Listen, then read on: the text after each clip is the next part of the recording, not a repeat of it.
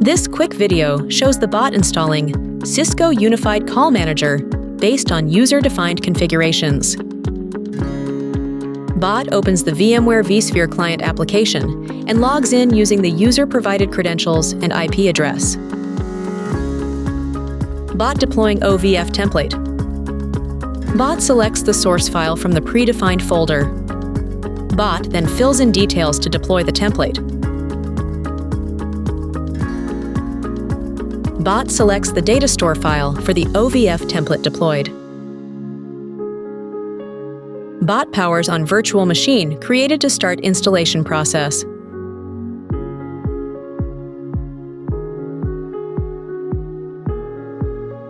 Bot selects and enters all the necessary details to install the CUCM. Bot configures the CUCM and starts the installation process.